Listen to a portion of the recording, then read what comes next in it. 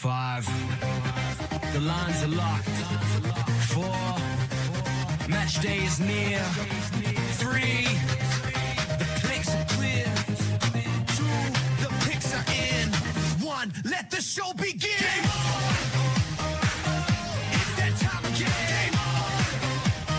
Kicks and Picks is back again. Game on. Sit back, relax, and enjoy the show. Game on. The guys are here and ready to go. Game on. Game on. Game on. Game on. The guys are here and ready to go.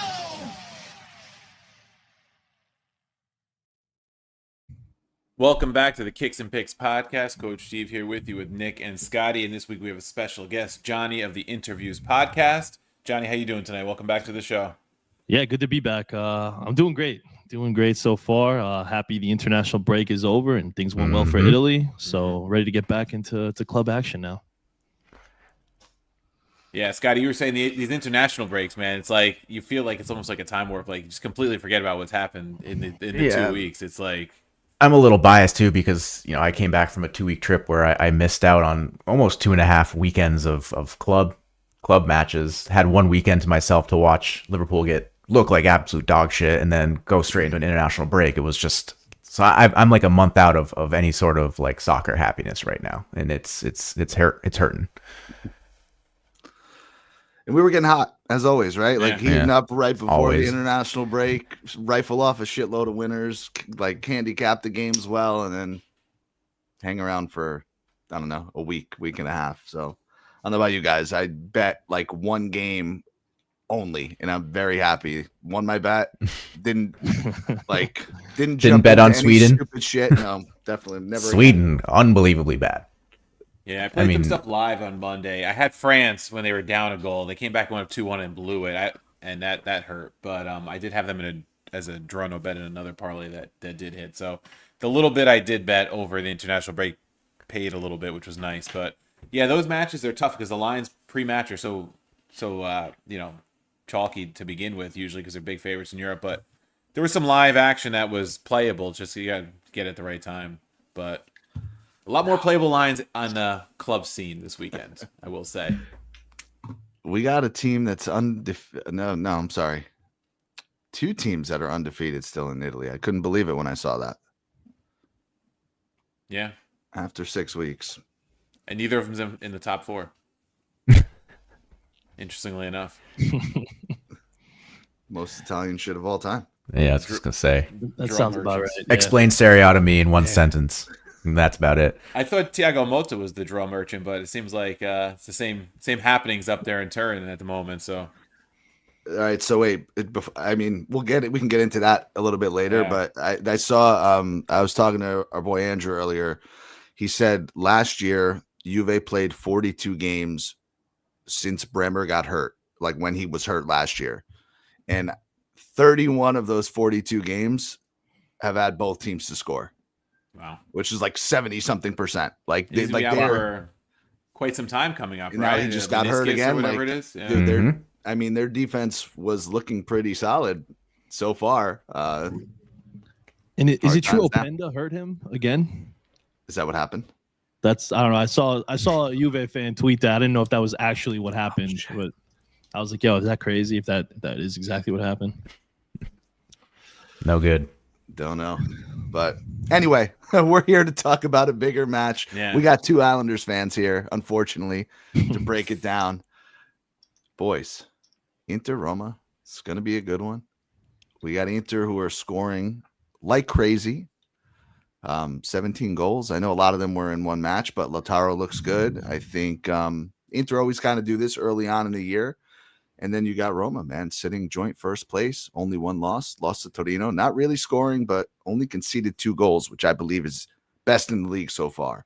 Mm-hmm. So a little bit of a contrast to styles in this one.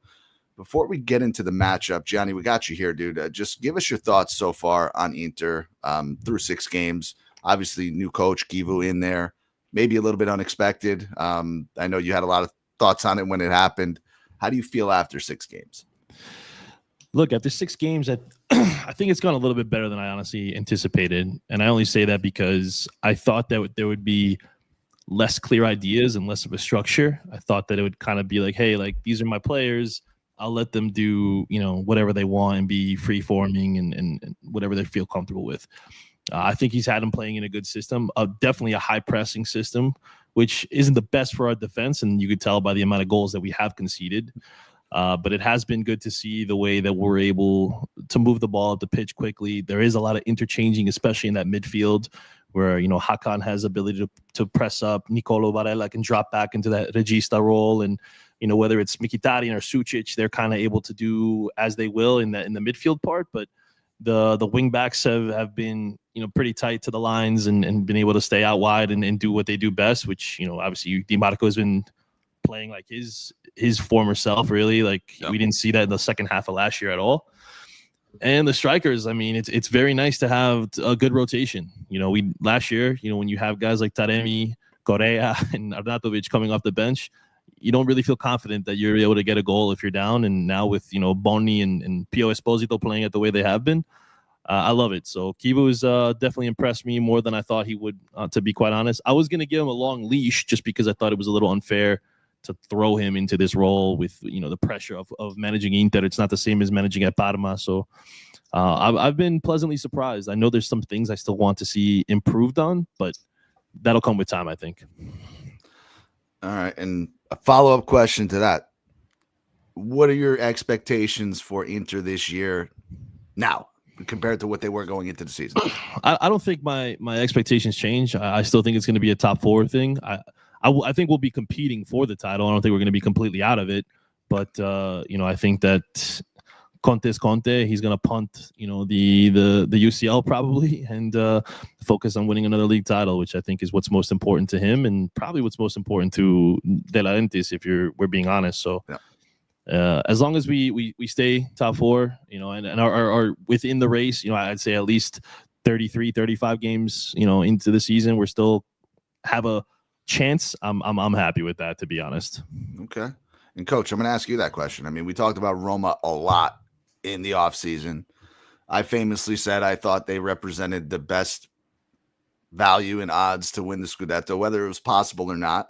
The coaching coming in was going to be a big upgrade. Squad stayed pretty consistent. A lot of turnover for all of the other teams. Through 6 games, I'm looking okay with that prediction. I don't look like a complete idiot. So what do you think about Roma through 6? What are your expectations for the rest of the year? Yeah, I mean, can't be upset with 5 wins out of 6, right? The one loss was a downer because of who they lost to, but it happens. It's Serie A. We see this happen all the time with some of the top teams. They lose to lower teams. I think this weekend is going to be a big, test for them. They haven't really played a big side yet. They played Lazio and Fiorentina, who are both not as good as they usually are. So that even on paper, it looks good in terms of name. They haven't really played the stiffest competition yet. What's been surprising, I think, is the way they're getting the wins, right? Only 2 goals conceded through 6 is not like a telltale Gasperini team. What is concerning is they aren't scoring as much as you'd like, but you have to figure with Gasperini getting his system in place, if they're not conceding, that's a good sign that the goals will eventually come. I think the goals are going to come. Dybala's missed some time. He's back. Sule's been outstanding so far, which is key because he's kind of the guy that was brought in last year to eventually be the Dybala heir, the guy who can play 35 games plus if he needs to, which he's looking very good. So overall, I'm happy. A lot of talent, like you said, that they were able to retain, like Indica, Kone. I mean, Kone is an out-and-out starter for France now. That says something, right? PSG links are starting up, which is not surprising. Money for Roma, dude. Yeah, Don't worry. Villar is a top-notch keeper. Now it's just a matter of getting those strikers going, I think. They have a lot of the other parts. Bailey will be back soon, which will hopefully add another dimension to the attack because they don't really have that pacey guy right now. But overall, I'm happy. I still my expectation is still top 4. Do I think they have a chance to challenge these top teams? I think they could challenge if they continue this way. I'm not expecting a Scudetto. I'm not going to make a Scudetto prediction, but anything less than top 4 for me, I think is going to be a little disappointing. All right. And Scott, who's impressed you more, Inter or Roma so far? I'm going to put a gun to your head. I mean, Roma for sure. I mean, I think Inter have kind of turned it around in recent weeks. We were kind of talking, I think maybe a month ago, Nick, where we kind of felt like Inter were still kind of shell-shocked a little bit in how their season ended last year. And it just was a little bit of a rough start. But they've definitely got it going. Helps playing, some of the teams in the bottom half of the table. That's usually a good cure-all. But yeah, I think you have to give it to Roma right now, being a legitimate title contender. We kind of said that at the beginning in our preseason preview, where we called them, where they were like plus 1,000, plus 1,500, and 1,500, something like that. And they've been good money for it so far. And yet, to coach's point, Sule scoring now. Dovbek has been looking better. Their goals scored are trending upwards. Coach, opened the season with 3 or 4 games straight of 1 or fewer goals, and now they've scored multiple goals in each of their last 3 in Italy. So, it's certainly trending upwards, and I think it's a good measuring stick game for them. Honestly, for both sides, right? Yep. I think I put it in the description if you're watching this on YouTube that this is kind of like a tone setter, I think, for Inter right now. They have a little bit of an international break after they had some positive momentum, and a win on the road here against a team that is, tied at the top of the table, I think is a really great springboard.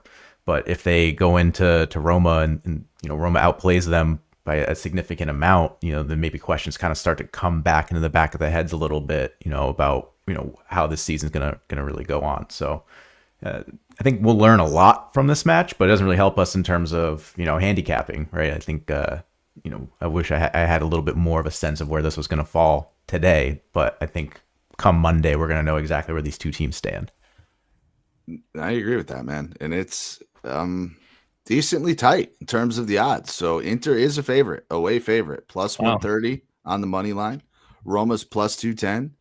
Draw is plus 225. So that immediately jumps out to me as super low. I think a draw, we talk about it, and I hate to phrase it this way, but it's just reality. I mean, a draw is fine for both teams, right? I think if for Inter to travel away and come out with a point, that's solid. If Roma passes their first test, even though it's at home, coming away with points, I think that's solid. But both teams should be going for it. So interesting odds. I'll pause there. What do you guys make of that? Is that surprise anybody, or were the odds where you thought they'd be?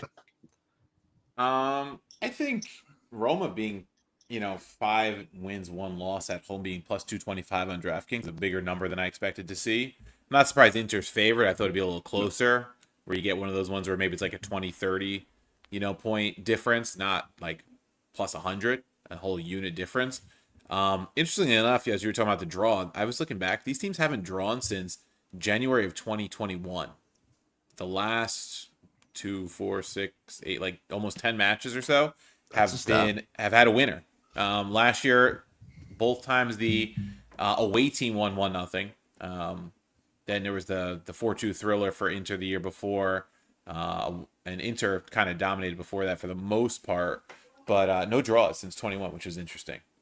I do find that the draw being that high as well kind of interesting, because I did look into, there's a big thing about Gasperini wanting revenge against Inter still, which I find pretty funny. But if you look at Gasperini's record against Inter in the last 30 matches, it's 5 wins, 5 draws, 20 losses. So I know that's been with Genoa and Atalanta, so it's not, he's got different players at Roma. It's a different beast altogether. But I just think because he is always so hell-bent on wanting to beat Inter, that could play against him potentially. I think that's definitely fair. I was going to say tactically how different this is with Kivu as the manager too, and not Inzaghi, right? A less experienced manager, and can Gasperini exploit that? Just something that comes to mind because Inzaghi, very good tactical manager, right? Led that Inter team to 2 Champions League finals, Scudetto. Is Kivu going to be up for it against a master tactician like Gasperini? That's going to be interesting, I think, too. And what does he do? Does he go with the tried and true guys, or does he play the young kids or the younger kids? Does he freshen up the midfield a little bit? What's your sense?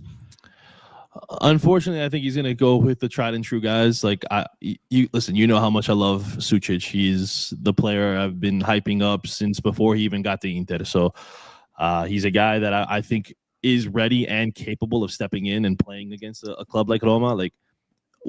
the thing that bothers me with managers in general in Serie A is like, what does age matter if you have the experience? He has the pedigree. He's played with Dinamo Zagreb in the Champions League. There's really no reason for him to not be trusted in a match of this magnitude. So he's probably going to go with Mkhitaryan just because he's also a little fresher, right? He didn't have to go on international duty, so he probably feels more confident with him. And then he's going to stick with the other two pillars in Hakan and Nicolo there. Yeah, former Roma great. Don't forget, he might want a little revenge there himself. Do you consider him a former Roma great? I'm kind of curious. I mean, Mkhitaryan? Yeah. I mean, not a great. He wasn't there long enough to be a great. He was good for them when he was there.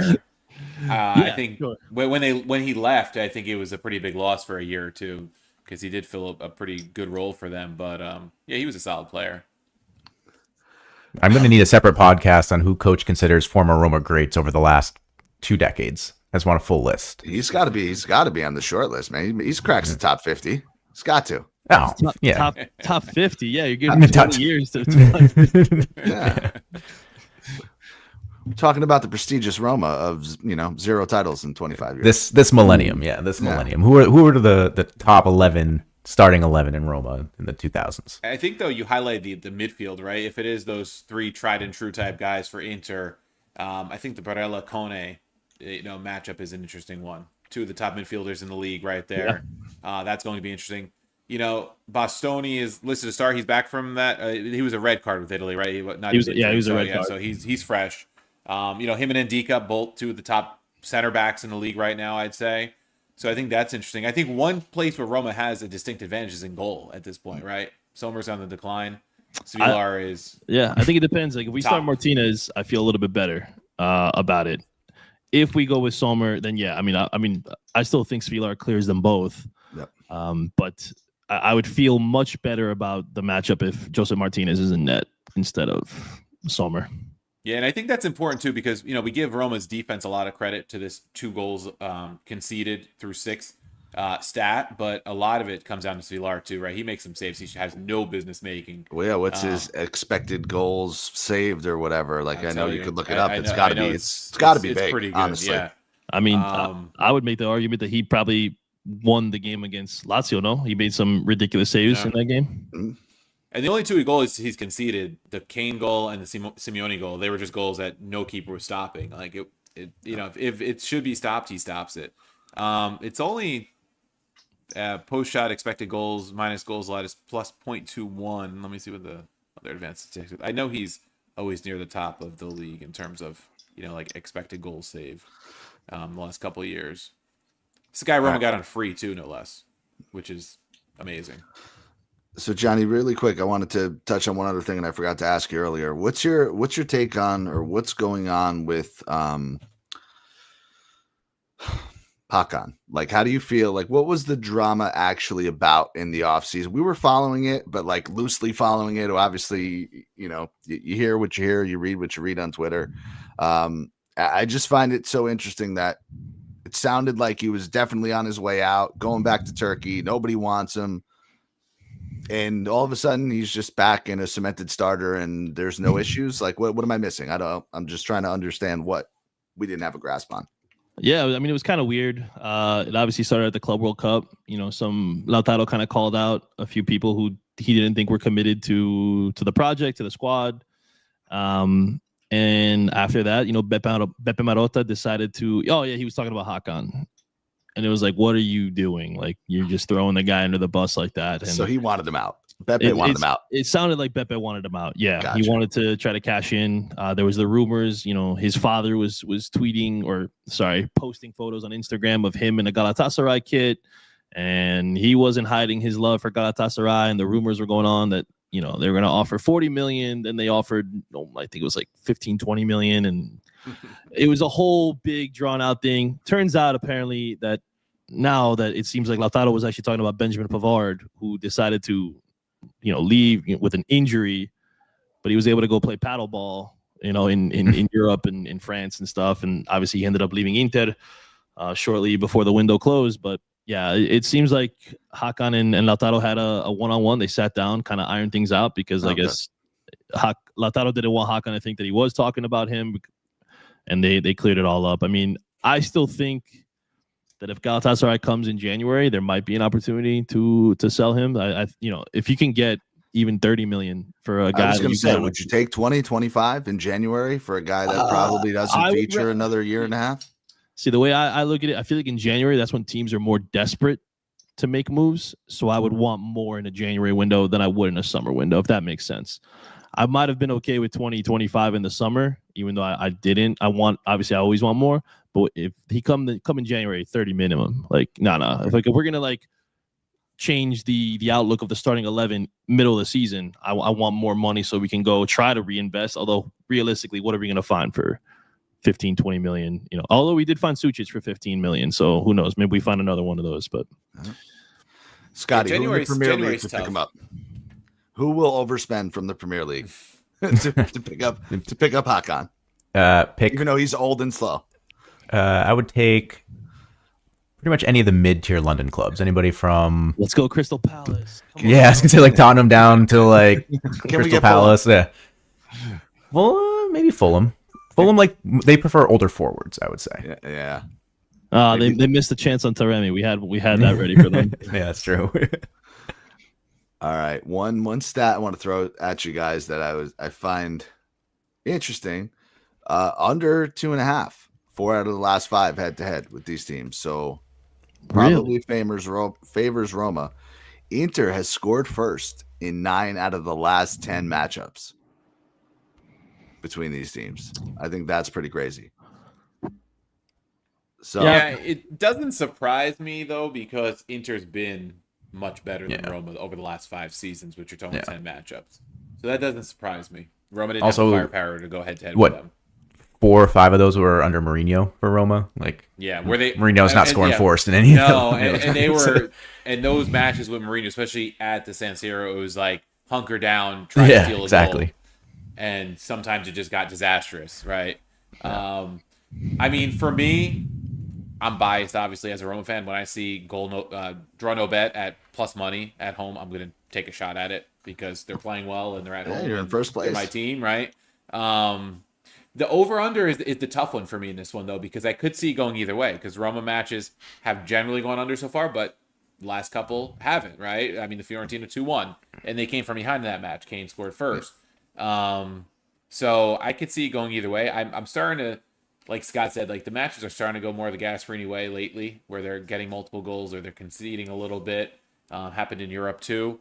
So I'm not completely sold on the over, but I lean slightly to the over here. Okay. I just don't know if Roma shuts Inter out, and the way Inter's playing defense, I don't think Inter shuts Roma out. I'm leaning more of both teams to score even. I don't know what the number is. Yeah, I'll look that up in a second. I can tell you the over is even money, over 2.5. Under 2.5 is minus 140. So it's pretty. The odds are favoring the under. It's pretty chalky. Both teams to score minus 120. I think that's absolutely in play. I think that's in play.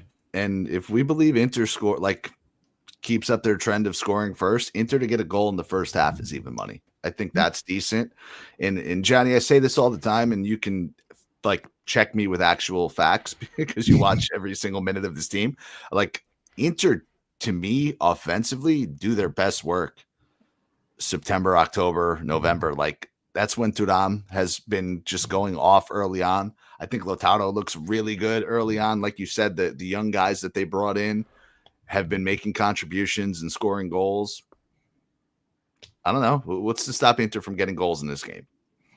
Really, it just comes down to Svila, right? Is he going to be on his A game that matchup? Because one thing that is a problem with Inter, even though so far this year it hasn't been much of an issue, is we get all the chances in a game, but we don't finish. And if you factor in a goalkeeper of his caliber, if we're not putting in those chances, then we might not be able to even get a goal potentially. It's very well possible.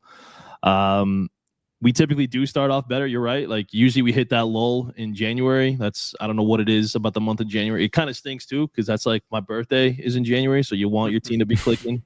I can't even go to a game in January because I know I'll probably leave in heartbreak. But It's if we are able to, and that's the thing. Like, I mean, I could say this until I'm blue in the face. If we finish our chances, I don't think anyone ever beats us. But that's the problem. It doesn't matter who the manager is.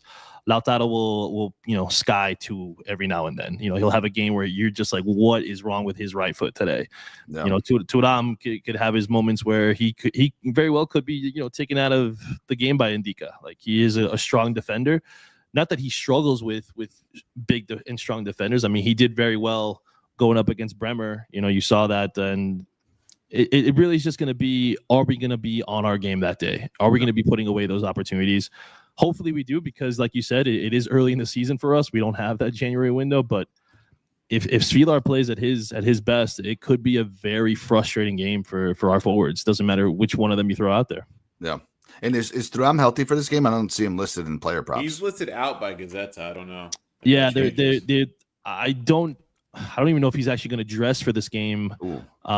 It might. They're leaning towards Boni starting this one with Lautaro, because Boni is they've already been dubbing him like the mini Thuram. So. Okay. Welcome to Italy, where everybody's the next somebody. Next somebody. Hey, well, I mean, listen, two young guys that you guys both spoke about. Let's get into just some nuance here, a little player props. We got Ado here in the big number on Sule in the comments, but dude, Sule plus 425, Boni plus 400 to score a goal, Hakan plus 500. I think is that's silly number. That's risky, because if he gets a pen. So typically buries them. So that's what we kind of been doing, man. We got De Bruyne. I think we cashed on all three of his goals this year, because he's sitting at like plus 400 and he takes penalty kicks. Like, that's a big inefficiency in the market. So like, sportsbooks got to catch up with that shit, or I've also been doing well with Hakan shot on target, because even to this match he's sitting there at plus 190 or plus 180 shot on target. Yeah, I've been doing that for the last 3 matches. He sits there right around plus 200. He takes the free kicks, usually pretty accurate. It's crazy. Yeah, we're locking that in live here on the air, people. Mm-hmm. Thanks for the money. We're in. Yeah, I mean, Sule minus 120 for a shot on target. That was the other one for a player like that's going to be involved. Yep. Yeah. Depending on if Dybala starts, he's not listed as a starter at the moment. I don't think he starts. He's more of a coming off the bench here. He'll be a super sub, yeah. Yeah. Then it's Pellegrini and Sule, and they're taking the corners, they're taking the free kicks, and goal or assist on Sule's plus 170, Pellegrini's plus 230. Are always in play, because Roma and corner kicks are always dangerous with the big center backs coming up.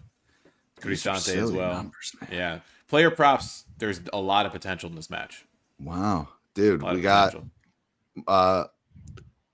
DeMarco and Dumfries are both plus 600 for an assist. Yep. I'm hammering DeMarco. That's wild. Plus 600 is Eduardo, insane. Great shout on that. That's and doesn't he lead the league in assists? I believe so. He definitely does for wingbacks. That's without a question. He has 3, and Boni has 3, and Yildiz has 3. Wow. I don't know. That's so. What this is all telling us, guys, is we got to be an under game here. 0-0. I think we answered our over question. I think it's going to be an under. Good job. We made it through. We talked it through. We figured it out. That's fucking nuts, though.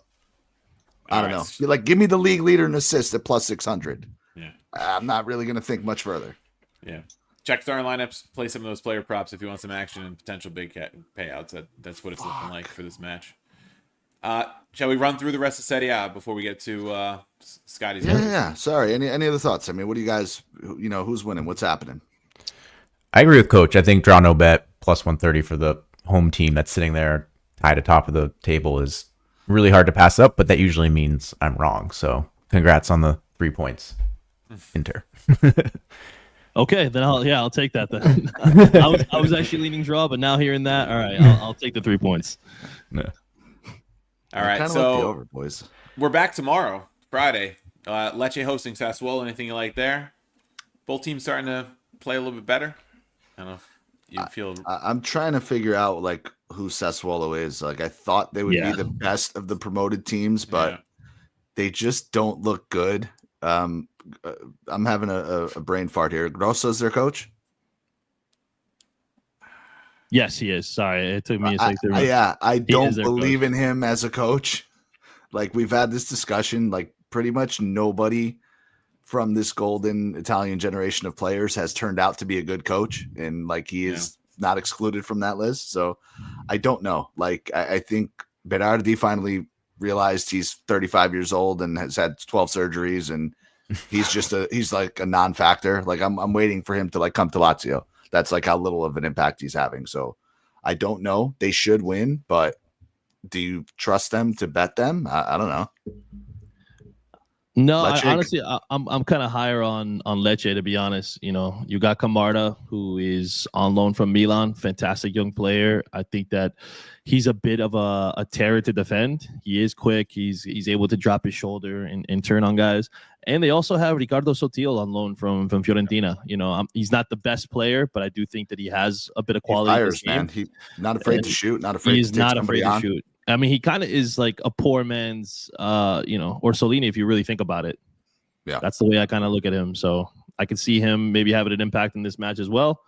But yeah, I mean, Sassuolo is a tough team to read because they're normally like Inter's bugaboo team, and this is the first time we were able to like easily dispatch of them. And I don't know if it's because Grosso is not really ready for the moment. You know, he did great in Serie B, helping Frosinone get up, but then he decided to take a chance in France, and that didn't work out for him. So who knows what you're going to get from this team week in and week out. And to be honest, like I trust the goalkeeper for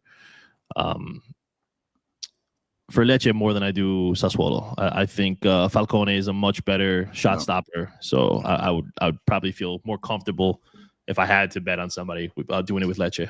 Is this just a 2-1 game, one way or the other, plus 115 for an over? I mean, you can also take both teams to score at minus 115. That's kind of where I was leaning.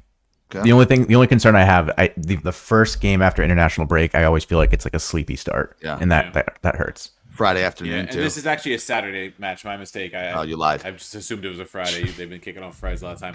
Sotil, you mentioned Sotil that he fires. He's minus 120 for a shot on a target. Yeah. Might be a playable one there. There it is. Yeah. The issue with him is he gets subbed out early sometimes. Like, he'll only play like 65, 70 minutes. That's the only reason I have a pause. Yeah. Also, at the same time, the early match on Saturday is Pisa Verona. Jesus. I don't know if I trust either team to go. Relegation 6 points. So neither team has a win. Do we like to draw? So draw. Yeah, plus 200. 0-0. Hellas stink, but fucking Pisa really stink. Yeah. Like, Hellas. I mean, I think we all kind of expected Pisa to probably be the bottom dwellers, right? Yeah. Of the league. Them or Cremonese, and Cremonese has gotten himself some points. So, but I mean, I don't know. Like, I don't even know why I'm saying anything. We're not betting on this game, right? Yeah. No, we're not. Yeah, let's move on. Sorry. The match that precedes Roma Inter is Torino hosting Napoli. Napoli minus 135 on the money line in Turin. That jumped out at me. I mean, I think Johnny said it right. Conte's going to prioritize the league more than Europe. Probably he's not going to overlook this match for PSV on the midweek. So to me, minus 135 on Napoli is a really solid number.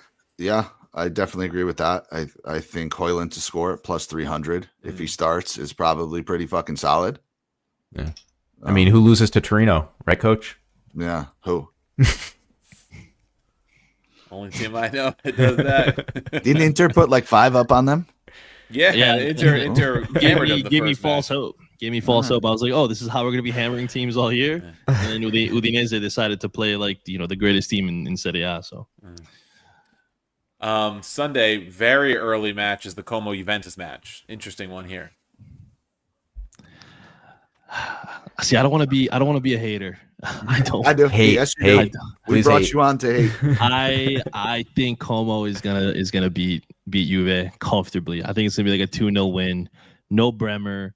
Nico Paz has been arguably the best player in the league so far to start this season. Plus 320 to score. Como to get 2 goals is plus 175. And see, I'd feel better about that than the Nico Paz. Not that I don't think Nico Paz can score. I just feel like this would be like a game where he just gets both assists or something, But yeah, I think that they should be able. listen, they've been kind of an up and down team themselves. They haven't been as consistent as I thought they would be, especially with the players that they brought in. Martin Baturina, who's a guy I like too. Listen, I love Croatian midfielders. Don't ask me why, but I thought that he would come in and be able to be like another Sucic type player. It's been a little bit of a slow start for him, but Nico Paz has been like dragging this team along, trying to do everything he can to keep them within striking distance of top 8 at the very least. So yeah, I think that they could be able to steal a game. It really depends on what Juve does with the back line now, right? Like, are they going to stick with Kalulu and Gatti or Kelly? Like, who are they going to go with now that Bremer's gone?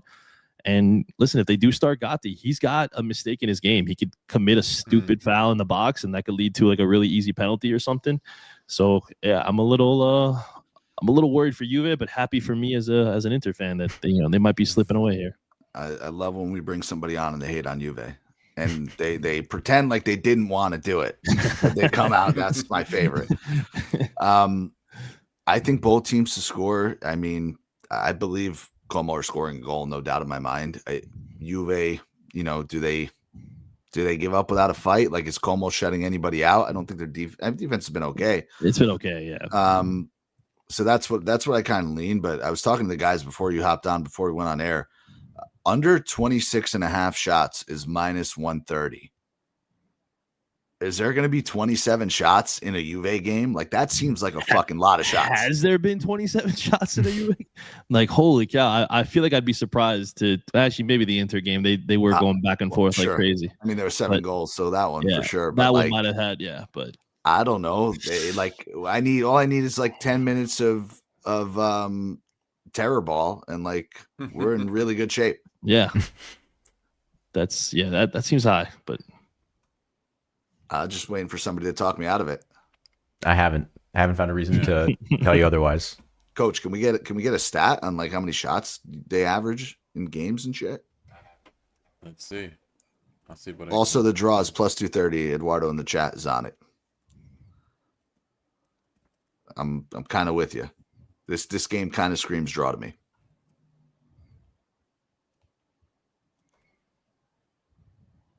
All right, I guess I'm the lone Como supporter. I hope they win. Apparently, Juve have 16 shots per match in Serie A this season, but that's, I think, them. Uh-oh. Okay, so how many do Como have? What about Como though? Let's see. Como shots per game this season are at 15. Oh shit! Oh wow! Yeah, so we're talking about like 30 something.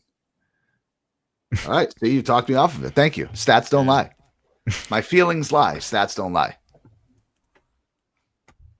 All right, we're gonna come back to that. I'm circling it, and we're gonna discuss it next week. Yeah, I don't know if I'm assuming that's just their shots for each team. Gotta be. So yeah. I don't know who's ready to take Parma money line with me at plus 300. Never. Genoa stink. Parma stink. They do, yeah, but Genoa are worse. Both do stink. You think Genoa's worse? I don't know. I do. I mean, Vieira's having a really rough start to the season, but Parma have been. I mean, Parma's only win is against Torino, and nobody loses to Torino. Nobody. Parma plus half a goal is minus 125. That's kind of where I'm at. Give me the win or draw. That's maybe more palatable, but even still, I'm not touching. I'm more interested at the same time slot on Sunday morning. Bologna at Cagliari at plus 110. I think Cagliari is a tough place to play, but I hope so. Cagliari, I have to I admitted it last week. They've been much better than I expected them to be. I think they play really well at home. I think their lineup and their roster is just better than I thought. But you know why they're playing well, right?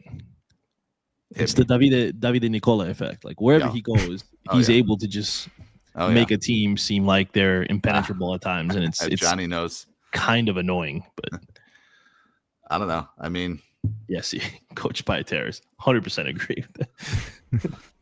The league's leading goal scorer is plus 240 to get a goal, if you believe, Coach. League's leading goal scorer.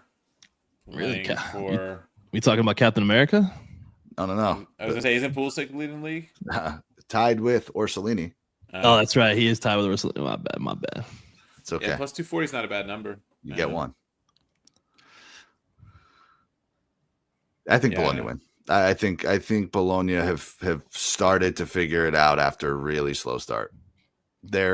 I feel like they've played better than their results. Yeah, I would agree with that for sure. Yeah, I mean, there's a trend with a lot of these teams as I look at the table in the top 10 is they don't score a whole ton outside of Inter and Napoli at this point, right? Nobody. Only Atalanta also has more than double-digit goals scored through 6 matches, which is interesting, right? A lot of these teams are in like the 7, 8, 9 range. Bologna 9 scored, which is why I was looking, but yeah, just interesting how slow of a start some of these offenses are off to. Definitely. Real quick, so we can get over to the Premier League. Atalanta, Lazio, Milan, Fiorentina, and Cremonese, Udinese close out the weekend. Go ahead, Nick. Yeah, I was. Go ahead. I think Atalanta are gonna wipe the floor with Lazio, but I don't know that I'm gonna lay minus 150 on it.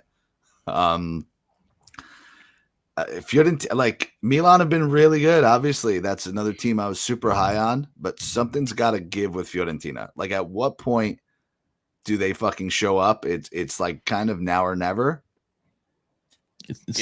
I'm not saying they're gonna win, but like, do they be out of a job soon enough? That's kind of where I'm at. So like, Fiorentina plus a goal is minus 110.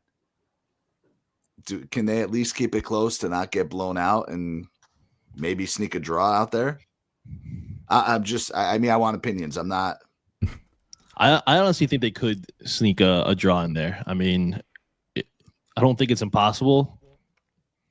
De Gea's had some meh moments this year, but you know, if he's able to show up and kind of regain his form that he had last season, it's very well doable. And maybe Pioli's motivated because, you know, he kind of wants to stick it to his old club that, you know, unceremoniously let him go when he kind of was like the only thing kind of keeping them afloat for a while, 100%. Right? Like 100%. Yeah, he might be extra. Like, this might be the game where like he shows up, they win, and then he goes on like a 3-game losing streak and gets fired. Like that's what I think is pretty realistic. Could be motivation for him too, right? Against his ex-club as a manager. Yeah. Oh, dude, that's the other thing, right? Milan. What's their lineup going to look like? Yeah. I think Fiorentina could keep it close. I really do. Yeah, and I think, like you said, they have to show up at some point. Yeah. Oh, Moise Kean out. That's a good shout, right? He got hurt playing with Italy. So it's Goodmanson's season anyway. Is it? Oh, dude, he's like, I can't get behind him, man. He had that one like good half a year over at Genoa. I'm a fan. I'll take him at Inter. I don't know. We'll see. There's a player there, man. Dzeko might come through and score. That's a former Roma great. Yes, I would qualify it. Yeah, I didn't say a former Inter great. Yeah, there you go. That's gonna be the new game we play every episode. Is he a former Roma great or not? All right, shall we jump over to England? Let's do it, man. All right, so Scotty, it's your boys. Liverpool, are they hosting this week?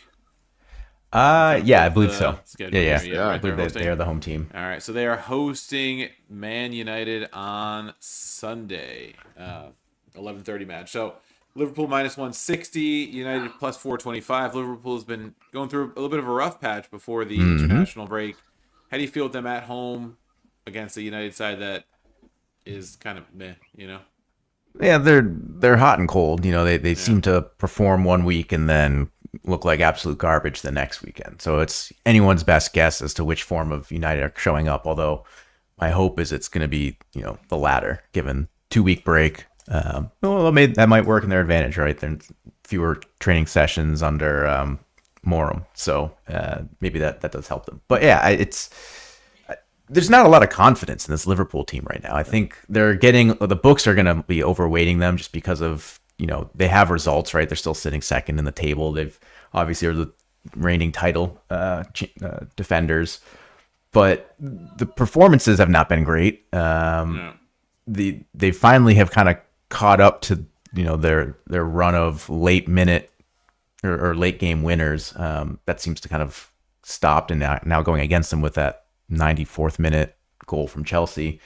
And so like I don't have a whole lot of confidence that they're going to come in here and have this like resounding win over United. Like I'm certainly not going to take them on the money line or any form of wager on them specifically. But does anybody have the stomach to put money on United in this day and age right now? Like it's just it's a toss up. So I was also looking at player props, and maybe we wait on that. But it's just I don't know. I don't know what's going on with this Liverpool team, and yeah, I'm open to suggestions. I got the bets for you guys. Under 3.5 goals at -130. Sure. Yeah, I mean United don't score. Where are we getting 4 goals in this one? United don't score. Not only do they not score, they don't score away, and they don't score against good teams. Yeah, they're just hoping that it's Liverpool's bad defense. That's really where it is. You're betting on Liverpool's bad defense to continue to show up, and you're hoping their offense shows up, which it hasn't. So I think that's playable. I think similarly under 1.5 first half goals at -130 is also playable. Do we see a 2-goal first half? No, not coming off an international break. Like I said, usually slow. And I don't really know what's going on with the lineup yet, but I have to imagine Szoboszlai slots in there, and he is +140 to get a shot on target. Well, so that's gonna be my question, right? Like, who are the forwards for this Liverpool team? What's their best 3 forwards? Because they're going to play, either Wirtz or Szoboszlai playing as like the 10. So who are your 2 wings and your striker going to be? You have choices between Salah, Isak, Ekitike. In qualifying? I don't think so. He made it I've seen. Unscathed? Okay. Yeah, I think he's fine. Like 4 guys died in Africa over like the international break. So no, I think Salah is fine. But again, it's like, what has he done this season? He's made a couple pens basically, and that's about it. He's not contributing on his assists like he was last season. And yeah, Chiesa is arguably their best forward right now, but can't scratch, the lineup. He's struggling to make the bench right now for whatever reason. So it's really anybody's guess as to what 3 are going to be starting. I imagine it's going to be Salah, Isak, and Gakpo, but I don't know that that's their best 3 right now. I wouldn't mind seeing Chiesa come in, instead of Salah. I wouldn't mind seeing Rio and Gamoa come in and be a little bit more direct for Gakpo. Because Gakpo, as good as he can be cutting inside, he's very slow and methodical when he's on the counter, and I don't think that's the way that Liverpool are set up to play right now. I think just it's been kind of a brutal fixture list for Liverpool in terms of the teams they've played, but also how many games they've played early on. I mean, that's for a lot of teams. If Isak gets going, like when he gets going, but you could also say that for Salah, right? You could say that for Wirtz. You could say that for many players, right? A lot of turnover for a team that won a title, right? You don't typically see a retooling like that. So I'm screaming the under here, but I also just don't believe in my heart that Liverpool are going to lose 3 games in a row or even drop points. Well, they've already lost 3 games in a row in the league. In the league. And I don't know. I couldn't stomach it if Man United won this game. I mean, here's the thing with Isak. Here's how he'll get going. He needs Salah and Wirtz to come into form, because when you watch how well he performed last season, if you go and look at his highlights, you'll see a lot of really well placed passes from players like Jacob Murphy or Sandro Tonali, and he hasn't really been getting that. If you look, his touches usually in the first half, he's in single digit touches. It's like we sometimes make fun of Haaland when he gets left out on an island in Manchester City games. It's kind of what's happening to Isak. There's really nobody that is linking the play from, the back 4/Gravenberch up into the striker position. It gets stuck in the midfield. And part of that's just Liverpool's inability to string together 4 or 5 passes in single possession. And some of it is just their lack of desire to try to play that cutting through pass or a diagonal that takes out 2 defenders. And so it allows these other teams to kind of keep their compact defensive shape. It allows them to pack the box and limit the supply to, your 120 million pound striker. And so until Slot figures that out, or until Wirtz and Salah hit an incredible vein of form, I think Isak is going to continue to struggle. Or at least that's my concern. Ekitike was able to make it work because he typically drops back a little bit deeper. He can carry on. He does a lot of more 1-2s. When he was scoring in the first couple weeks, it was really off of interplay between him and Gakpo or him and Szoboszlai. And so maybe in that sense, Ekitike is the better player to start right now. But yeah, I think there's reasons for Liverpool fans to be concerned. I don't think it's reactionary. I'll put it that way. All right. Yeah. I mean, to me, this is probably I'm probably staying away from this, like you said, with the way the money line number is. There's no value. Yeah, there's not much value here, so this is a stay away for me as well. I gave you guys the three. Gave you guys the 3 winners. Yeah, I'll take the under. Is it really under 3.5? Is minus 130? It's not under 3. Yeah, that was the line this morning. I mean, when I took it, so I don't know what the current line is. I'm gonna have to I will confirm. Yeah, I mean, now it's under now it's minus 145. Okay, yeah. So it moved about 15 points. Yeah. Maybe you can go 3 1/4 and get. Yeah, you can do 3 1/4 at minus 115. So that's fine. That could be the play. I can see that. All right, let's run through the rest of the EPL. We have Forest hosting Chelsea early Saturday. Chelsea minus 110 on the money line. That's a crazy number. Yes. Caught eyes. That's a too good to be true number. Yeah. So that's the only reason why I'm not locking that in right now, because that just doesn't feel right. And just still managing Nottingham Forest. Did I miss that something? Is it still Postecoglou? Or still, yeah. No, I don't think he got fired. I think he's still there. I know it's been like, he's close. He's on the fence. This could be the one to put him over the edge. All right, ready? Who gets fired first, Ange or Pioli at Fiorentina? Because they are sitting in the exact same position right now, from my eyes. I'm gonna say Ange, only because Comiso tends to be a little lenient. Like he kind of lets guys typically stay a little too long. Like he doesn't fire them soon enough, or he gets in a fight with them and they decide to leave, like Palladino did. So yeah, Palladino looking real good right now. The way that team is playing. Yeah. I wanted him at Lazio, man. Yeah. I thought I wanted him at Inter before everything happened with Q. So yeah. All right. City hosting Everton. Obviously, big number on City, minus 260. Big. I mean, like you're not playing it big. Unless you're I have my on the spread. Well, I was gonna say I have my this cannot lose parlay, which is Manchester City money line and the afternoon game Arsenal money line at Fulham, and it's plus 115. Okay, I can't see those two teams dropping points against two mid to below, Yeah, especially with the City at home. Yeah, no, I like that. That's a good shout. Plus 115. I would feel pretty good about Grealish getting an assist though. Yeah, especially against his former club. Former club. I think he's going to be a motivated player. Does that mean you believe in Beto getting a goal? Believe in him working hard. I don't know. About he will absolutely work hard. There's nobody hates Beto as much as I do. Matter of fact, I actually won a pretty nice bet last year, where I said that I think we set the line at 2.5 goals, league goals. And the bet was like for an Inter jersey. We were 2 Inter fans, and he believed in Beto. I did not, and I got my Inter kid. So ball knower. Clearly, you're a fan of this show because I think he scored 2 weeks in a row, if I'm not mistaken. In the league, he scored I think it was weeks 3 and 4, and I was like, "Yikes!" I'm getting a little nervous here. Never scored again. Never scored again, and I was like, "Okay, there we go. That's about right." Fucking. I think he scored against Liverpool. I'm pretty sure he did. That I don't remember who he scored against, but he was just I remember him scoring against Liverpool and being unsurprised, given my karma. Would we say he is a future Roma great? Beto? Yeah. God, I should hope that Gasperini would want Beto. That was a rumor once upon a time. He's coming in. He's replacing Evan Ferguson next year. As soon as Everton was bought by the Friedkins, there was a lot of links to like who could come from. Yeah, you guys can money launder one side to the other. Yeah, that kind of shit. I think Sule might have even been linked with Everton this summer or something. So, Palace hosting Bournemouth.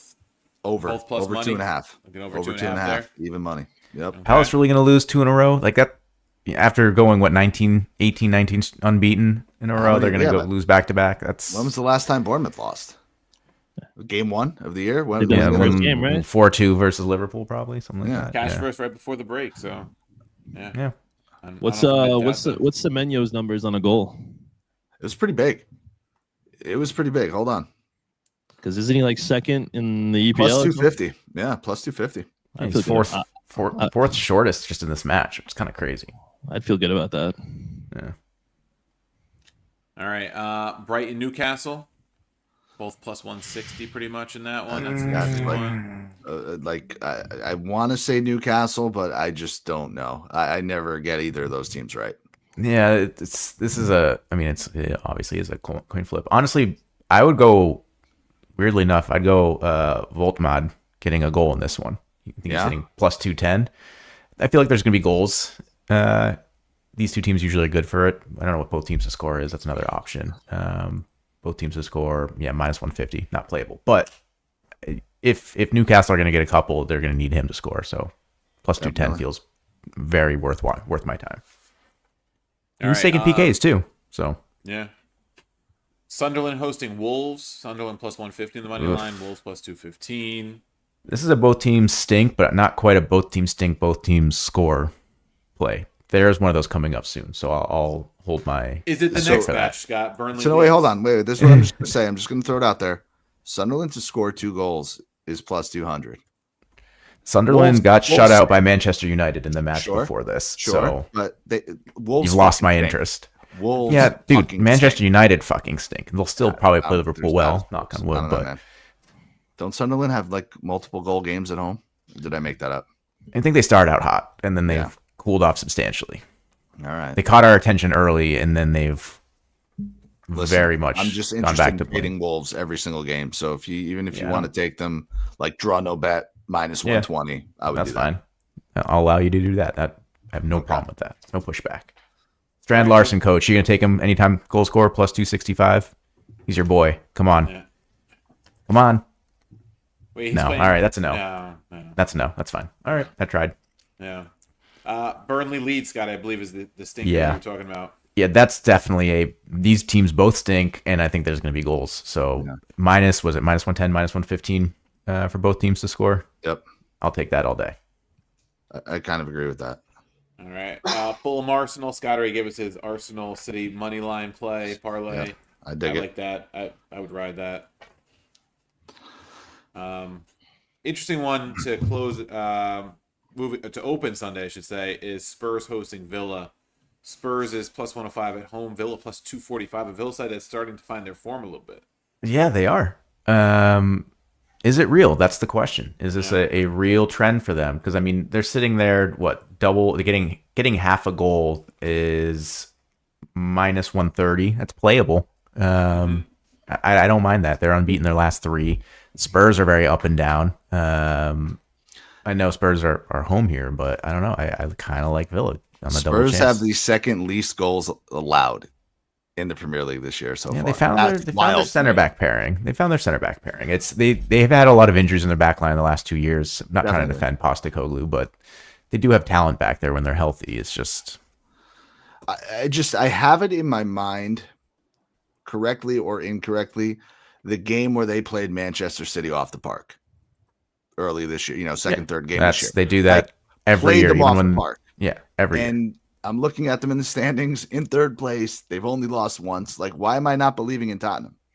Because it's Tottenham and you know exactly what's going to happen in the second half of the season. No, for sure. So. They brought in a good coach, though. Like, I really want to to take them in this game so badly. All right, Nick, who's scoring goals for Tottenham? Don't look at the lineups. Richarlison. No, I don't know. No. Honestly, I don't know. It's Mohamed Kudus is their number 1, right? That's the guy that's scoring or setting things up, and then it's reliant on Matthias Tell or I don't even know who else would be in there. I can't make heads or tails of Tell either. Like, I feel like he looks amazing one game, and then I don't notice him the next. Simmons, but he's not. I don't really rely on him to be a goal scorer. Yeah, so it's Kudus and Tell. Those are your 2 guys, or Solanke if he's not broken. He's still on the given team. Week. Oh shit, good for him. When he's not hurt, it's going to be Cuti Romero off a corner. Could be. Yeah, I mean that's what I'm saying. Him and Mickey have been a low key, very solid center back pairing. Who's been cooking for Villa lately? Is Ali started to score? I don't know that he's the number 1 right now. Let me see. Let me pull up where Villa's getting. Didn't they pick up Colomwani? Let's see who scored for Villa. Yeah, I don't even know that if that's true. Did I make that up? You might be right. Open. I can't pull up Villa. Hold on. Here we go. All right.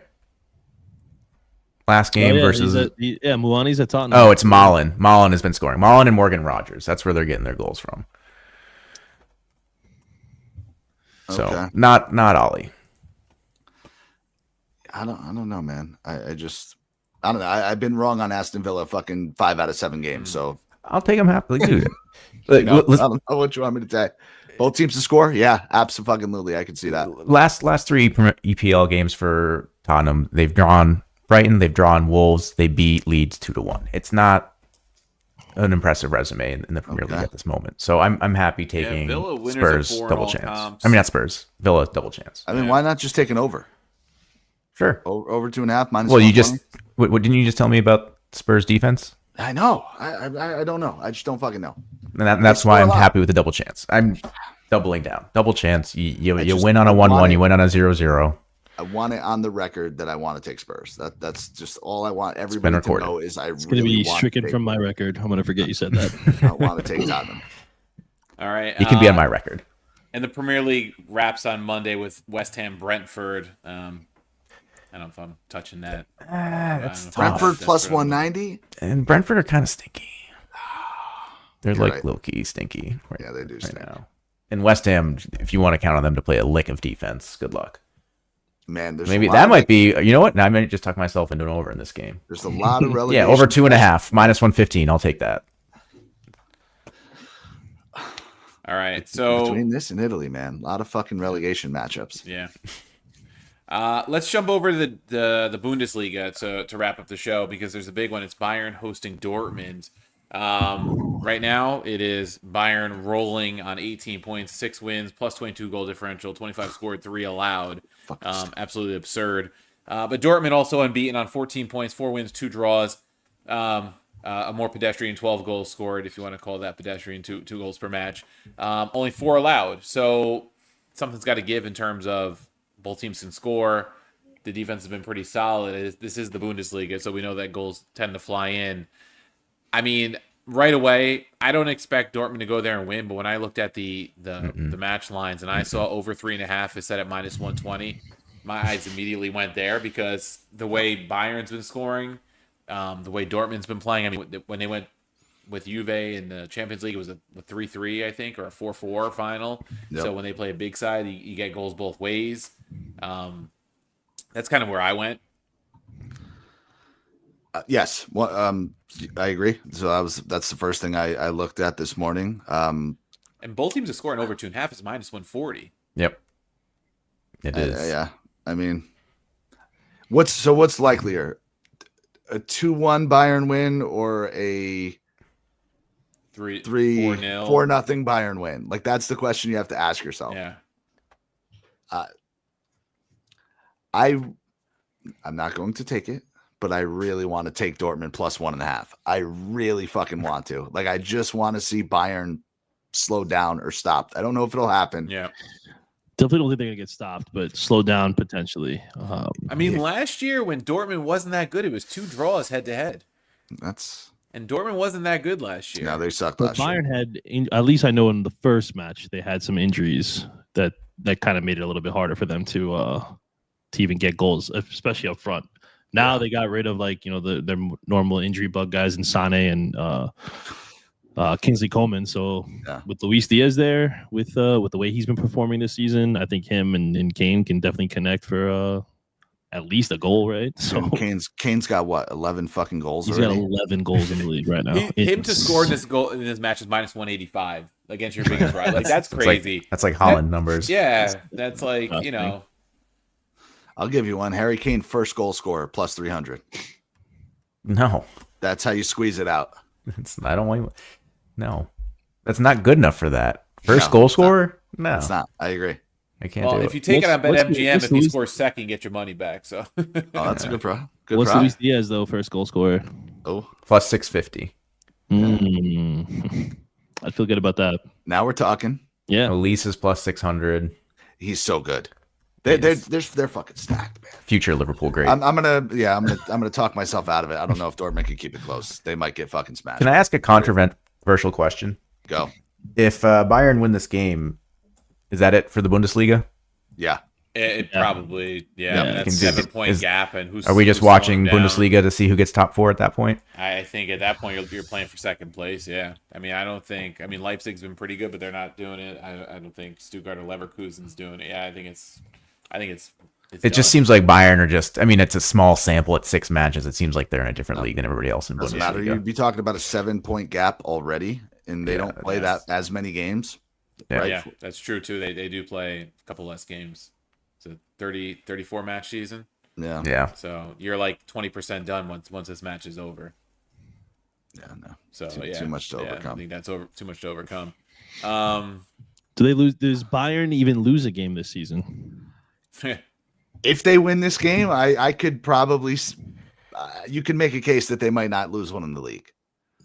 Yeah, I think the thing with them last year, they were like, scoring similarly, but they were giving up a shitload of goals. Yeah, their depth is unbelievable. It's like not even fair. Like the disadvantage in that league is disgusting. Like, yeah. So another interesting one to me, as I just kind of scroll through the Bundesliga, here's Leverkusen at Mainz. They're plus 145 on the money line, but being that they're away, I'd probably go draw no bet minus 125 against a Mainz side that is, they have not been good at all. Yeah. Which is why I don't know if it's because they've got the European match in the midweek Leverkusen, but to me, minus 125 on a draw no bet is definitely worth a bet. If you get them around that number. Fine. Yeah, the only team Mainz has beaten this season is Torino. No. Man. It's going to confuse a lot of people that didn't watch the first half of this episode. Sorry. Oh, man. Um, and I believed it, too. Like, for a second, I'm like, this guy. Another tempting one, I know they've bid us, Nick, is Stuttgart at Wolfsburg. Wolfsburg's another team that hasn't been good. I don't know if and they're a similar number, minus 120 in the draw no bet. Like, these are a couple matches that might look draw no bet because the better side is away.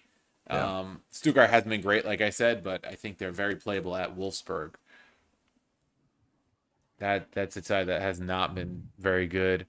And I mean, goals are definitely always in play in the Bundesliga. We've done some goal parlays that have hit for us, or a mix of goals and draw no bets, things like that.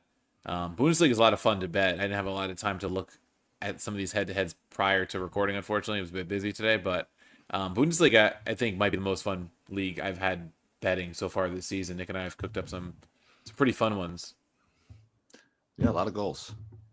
It's one of those two, like, you don't, like, I don't know, like, every game you discover a new player who's happens to be like fucking 19 or 20, and then next year he's in the Premier League or Serie A or somewhere. Yeah. Nah, he's playing at Como next year. Right. The over 3 in the Eintracht match is an interesting one too. Oh, Steve's going with Freiburg. the deep cuts. Wow. Deep cuts right now. Minus 110. You could go. Yeah, that. Yeah, Frankfurt's the only team that's like scoring nearly at the same clip as Bayern. But they're also giving up a million goals. They concede. Yeah. Oh yeah. Yeah, that's the thing. And the Freiburg matches, they're 9 scored, 9 conceded. Because they don't score a ton, but I think you could definitely see 3 goals in that match. Aren't they 3 wins, 3 losses, and like 17 goals for, 17 goals allowed? Yeah, 17 and 16. Exactly. Yeah. Yeah. I knew it was like close to that. Must see TV is what you're telling me. Yeah. So, yeah, Bundesliga's a lot of fun. That's all I'm saying. Definitely keep an eye out for some of those matches. Dude, Freiburg scores too. We got very different ideas on what fun is, though. That's well, I mean, if you're looking like fun to bet in terms of getting like overs, they're in a fun over league for sure. I got a lot of flack on Twitter for being a big Bundesliga guy, and now I realize like, all right, I gotta stop pumping this league. It's fun. I'm with you, Coach. Yeah, bet overs, enjoy. But like you're not getting 2.5s anymore. It's at 3.5. No, it's mostly 3.5 most matches. Every single game. So. Unless you get those rare teams like Mainz, who tends to be an underside or someone like that. Yeah, it's mostly 3.5s. For sure. That's why a lot of time I'll go with the 3 because you get that protection because you'll get those 2 1s or whatever. But which when you're parlaying them, you can go minus 150, minus 160, and parlay it with something else to get a decent number. But yeah. Yeah, a lot of fun this episode. A lot of good matches. A lot of relegation battles. So it's a mix of both, I guess we could say, right? But Serie A should be fun with the Roma Inter match, the Milan Fiorentina match, the Como Juve match. You didn't mention Lazio Atalanta, but that's fine. Lazio Atalanta, yeah, I almost forgot about Lazio. Yeah, definitely some litmus type matches for those sides. Premier League, we'll see. Scotty side, can they bounce back? And Bundesliga, will the goals come flowing? Before Gianni takes us home, I just want to call out, like, shout out the McDonald's French League for giving PSG every single Friday game when they have Champions League. Yeah, every single week. Looking out. None of our other fucking leagues do that shit. Yep, they're looking like out. So stupid. We're so fucking dumb. We're so far behind that France is smarter than us.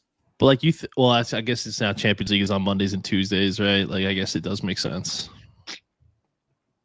I don't know. I get like I knew that it was a Champions League week when I saw that PSG was playing tomorrow. Like I didn't even need to look into next week's schedule. That tipped me off right there. Pissed me off. Well, you know what? I mean, I wouldn't like this for PSG because you're playing. Strasbourg is 1 point behind them. You're coming off of a week where most of your players are playing internationally, so you have a short week. I wouldn't like this. This one, I get your point, Nick. I don't like it for PSG this weekend. You might even like look at Strasbourg as Yeah, I mean, when was the last time France played Monday? So these guys got maybe 2 training sessions together. A lot of these guys, if they were playing in Europe, yeah. All right, I like where your head's at. Let's hope they lose. Drop some points. Strasbourg plus 700. Jeez.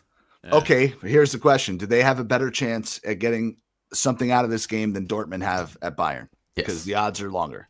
Yes. You can get them a goal plus a goal and a half minus 120. Sure, I'll take it right now. Boom. Okay. Make me look dumb. I don't care. They scored more goals than PSG this league in the season so far. No, why not? We'll end it there with Scotty potentially looking dumb or like a genius. Genius. So finish Friday count. Johnny, brother, thank you so much for rocking with us. Dude, let everybody know where they can find you if they don't already. Yeah, no, listen, appreciate you guys always having me on and being able to talk Serie A. It's my favorite thing to chat about. So, yeah, if you're not already following me, it's at SauceGMP on Twitter, at interviews pod on or underscore pod on Twitter and Instagram as well. And we're gonna have a fun post-match recap with my co-host Alessandro after the Roma match. So looking forward to it. He's been like in a perpetual state of fired up all year. I'm like, this guy, I don't know what's gotten into him. He's doing like full scouting reports on kids in like the Ghanaian league. I don't know what he's like. It's just like, bro, like what are you watching? Like I want to know if everything's okay at home with the misses. Like, why are you watching these leagues? But he's a machine, that guy. Yeah. No. And speaking of social media, we are also now on Instagram and Twitter.